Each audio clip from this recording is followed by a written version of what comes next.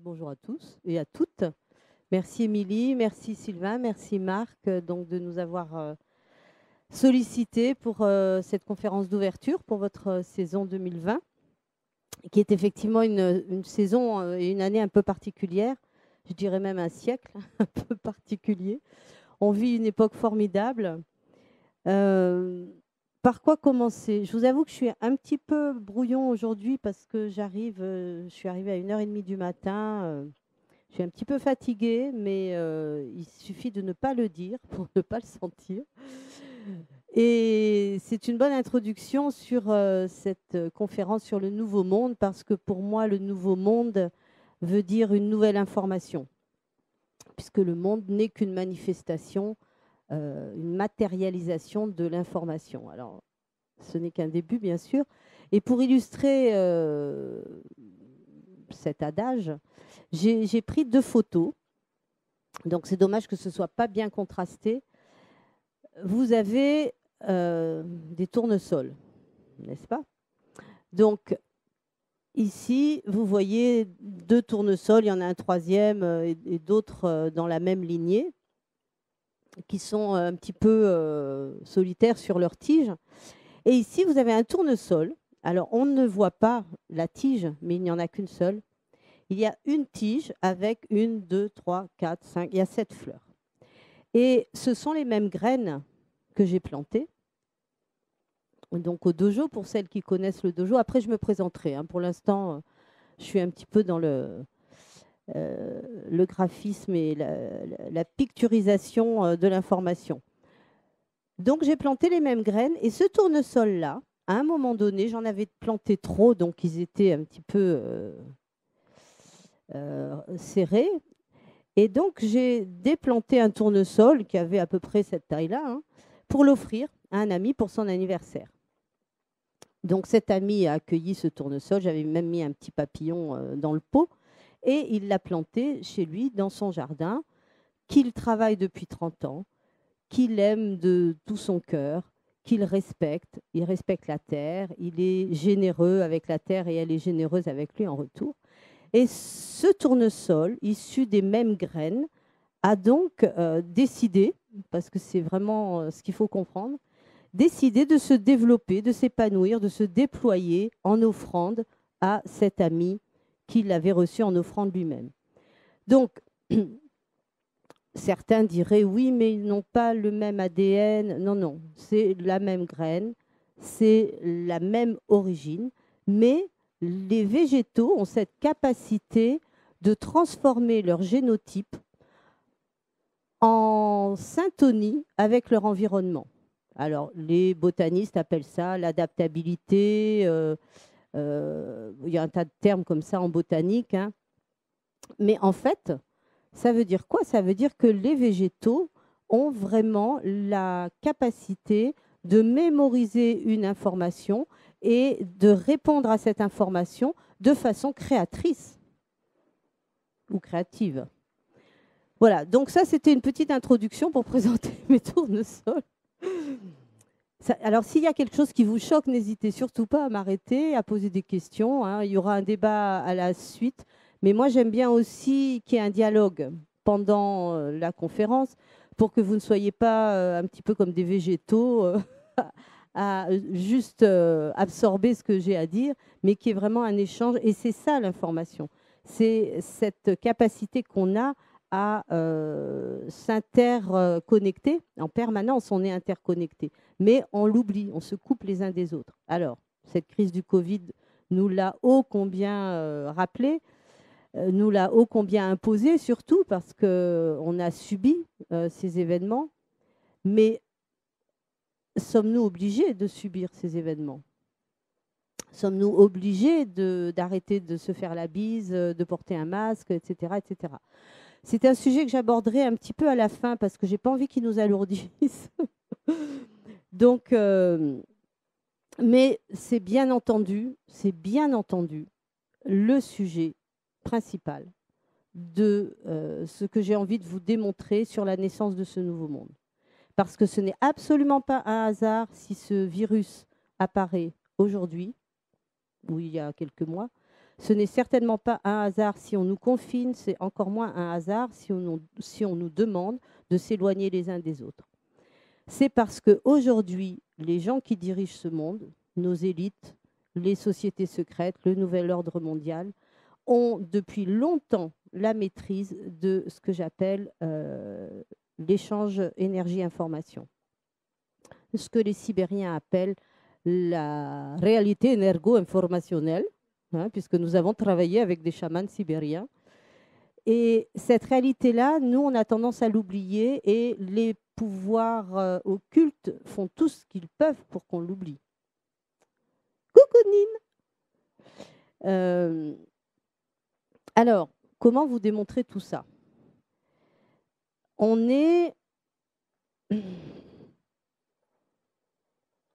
nage dans une mer d'énergie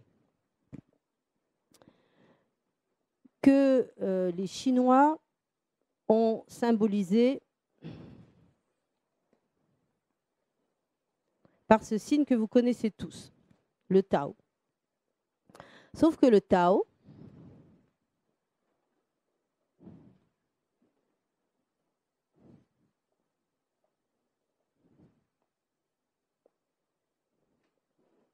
il est à l'origine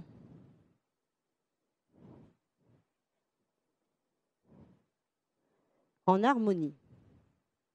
C'est-à-dire qu'il y a une masse d'énergie en équilibre avec une masse d'information. Cette énergie symbolisant la Terre, cette information symbolisant le ciel. Ça, c'est la théorie. Et cette théorie est très belle et pour moi, c'est vraiment ce symbole du Tao qui est le plus proche de ce qu'on appelle aujourd'hui la physique quantique. Pourquoi? Parce que cette vague-là, qui symbolise une onde, eh bien,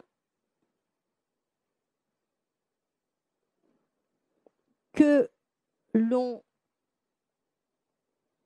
positionne notre symbole ici, là, ou là, ou là, ou là, ça marche toujours. Ça veut dire quoi? Ça veut dire que la physique quantique nous dit que toute particule subatomique se comporte soit de manière ondulatoire, soit de manière corpusculaire, si on l'observe ou pas. Si on ne l'observe pas, tout est onde. Dès l'instant où on va poser notre regard sur les choses, on les fige. On les a polarisées. Yin, yang. Celles qui me connaissent doivent se dire, mais alors, elle revient toujours à la même chose. Oui, c'est la base. On a polarisé ce couple énergie-information. Mais parce qu'elle est polarisée. Hein. La Terre, yin, est négative, le ciel, yang, est positif. De la même manière, un atome a un proton positif, des électrons négatifs et les neutrons qui sont neutres. Jusque-là, ça va. Tout est électricité et énergie, tout ce qui nous environne. Lorsqu'on pratique le Qigong, je fais une petite parenthèse,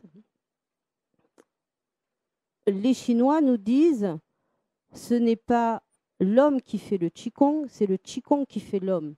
C'est-à-dire que c'est la manifestation de l'énergie qui nous traverse qui va nous transformer. Ce n'est pas nous qui pratiquons le Qigong, c'est le Qigong qui nous transforme, qui va réorganiser notre système énergo-informationnel, qui va rééquilibrer la circulation de l'énergie dans notre corps, qui va réalimenter nos organes en énergie, etc., etc. Ça, c'était une petite parenthèse. Ceci dit, si vous êtes intéressé par le Qigong, j'organise un festival des arts énergétiques où il y aura des démonstrations, des ateliers, des cours, des conférences, etc.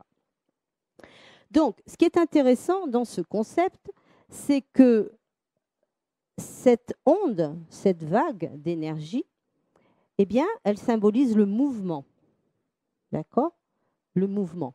Et le symbole, il symbolise le regard, la perspective qu'on a sur ce mouvement, que l'on a à un moment donné figé.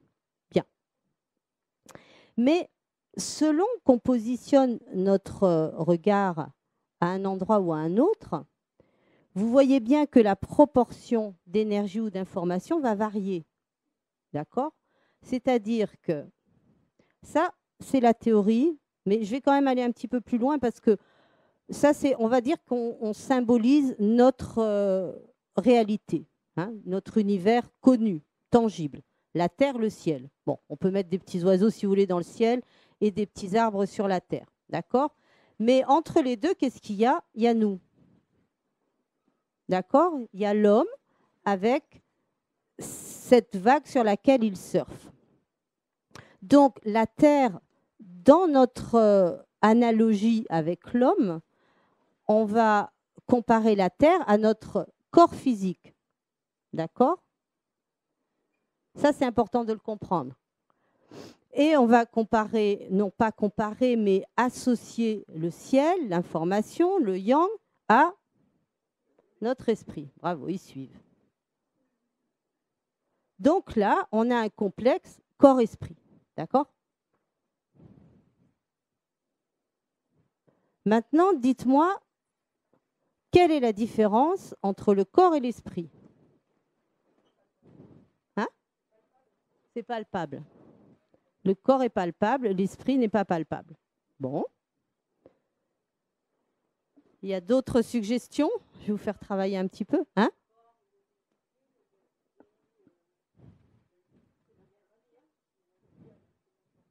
Le corps est le véhicule, ça c'est bien vu. C'est le véhicule. Et Margot disait, le corps, il est palpable. OK. Vous voyez d'autres différences? Oui. L'esprit crée la personnalité. Alors, on va mettre esprit égale personnalité.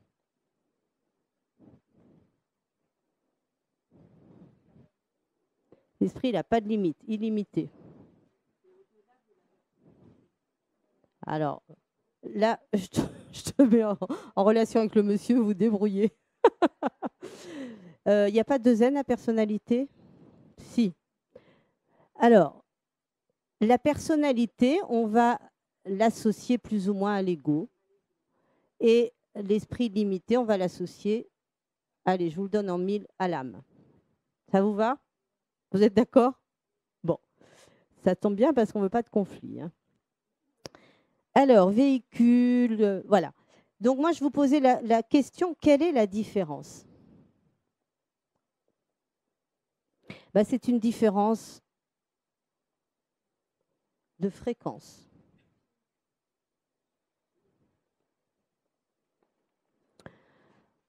On est sur une échelle fréquentielle des basses aux hautes fréquences.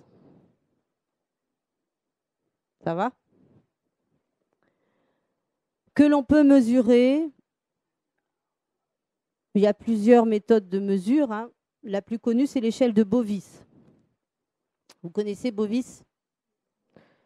C'était un physicien, un explorateur qui a visité pas mal les pyramides d'Égypte. Et c'est d'ailleurs dans la grande pyramide qu'il a constaté ce que je vais vous expliquer maintenant, qui est très important. Qu'est-ce qu'il a constaté, ce monsieur Bovis? Si c'est trop fouillis, vous me le dites. Hein. Mais pour l'instant, je vois que vous suivez, moi aussi, donc ça va. Différence de fréquence. Mais ce que je voulais vous faire dire, quand même, c'est que on a une échelle, certes, mais la différence entre les deux, elle n'est que vibratoire. C'est-à-dire que la différence entre le corps et l'esprit est mesurable sur cette échelle de fréquence vibratoire. Mais sinon, si on s'éloigne, et c'est là où on va parler du continuum espace-temps, si on s'éloigne, allez, on va à des milliers de kilomètres de ce que nous sommes, nous, on ne voit pas de différence. Il n'y a pas de différence entre le corps et l'esprit. C'est la même entité. C'est la même entité qui vibre sur des fréquences différentes. Notre corps et notre esprit sont un tout qui est bien manifesté par ce symbole, hein, et notre corps vibre sur des fréquences basses et notre esprit sur des fréquences hautes. C'est la seule différence. Maintenant, la Terre, de la même manière, donc maintenant, ce n'est pas le Tao, c'est la Terre. Hein. Elle a un champ électromagnétique autour d'elle qu'on appelle le Thor. Vous en avez tous entendu parler? Qui est créé par la rotation de la Terre sur elle-même. C'est son champ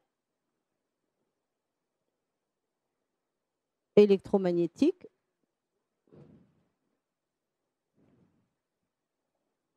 d'accord, qui est, lui, directement lié à la vitesse de rotation de la Terre sur elle-même, qui tourne autour d'un noyau qui est constitué d'un magma, de nickel et de fer, autour duquel il y a un manteau qui tourne dans l'autre sens, autour duquel il y a un autre... Enfin, c'est tout un bazar, là, au centre de la Terre.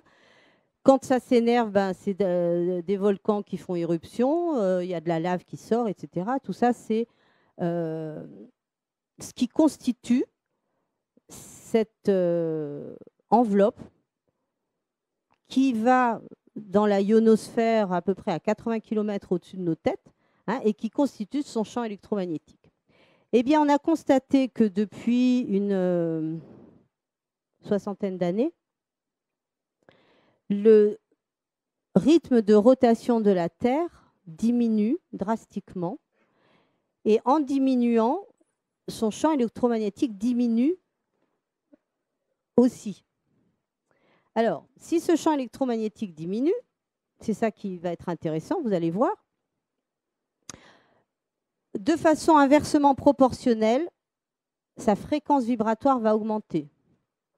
On l'appelle la fréquence Schumann. Est-ce que vous avez tous entendu parler de cette histoire-là? Qui vibrait jusqu'à présent à 7,83. J'ai mis 7 heures, n'importe quoi. Je suis fatiguée. 7,83 Hz et qui tend à suivre la suite de Fibonacci. Et la prochaine, la prochaine référence, ce serait 13 Hz. Or, on a constaté, curieusement, qu'au mois d'avril de cette année, elle a vibré à 60 Hz. Elle a fait ce qu'on appelle une montée de Kundalini. Je me mouche 2 secondes. Non, c'est pas du confinement. 2 secondes, hein, je vide les narines.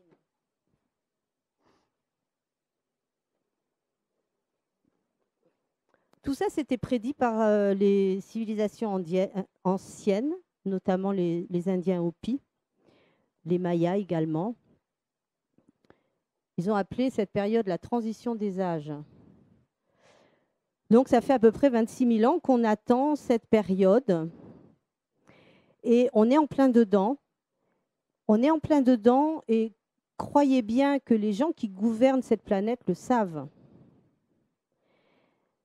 Ils savent que, en fonction de l'augmentation, en fonction de la réduction du champ électromagnétique de la Terre, sa fréquence vibratoire augmente et nous sommes des cellules de la Terre et nous devons vibrer en syntonie avec la Terre et donc notre fréquence vibratoire personnelle qui se calcule sur l'échelle de Bovis est en train d'augmenter aussi très rapidement. Ce qui veut dire que nous sommes appelés à un éveil de conscience par la force des choses. Mais ça dérange, vous imaginez bien, ça dérange. Donc on nous met un couvercle sur la tête. On nous sort un petit virus, très bien. Il faut s'en protéger, très bien. On est séparés les uns des autres, on est confinés. On va nous sortir un vaccin qui sera bourré de nanoparticules qui permettront de mieux maîtriser et surveiller les populations. On a installé beaucoup d'antennes de 5G pendant le confinement, très discrètement. Tout ça, c'est en train de se mettre en place ici et maintenant. Alors, je ne veux pas avoir un discours alarmiste et encore moins complotiste. Au contraire, je suis là pour vous donner des pistes. Comment on va faire pour se sortir de ce bazar?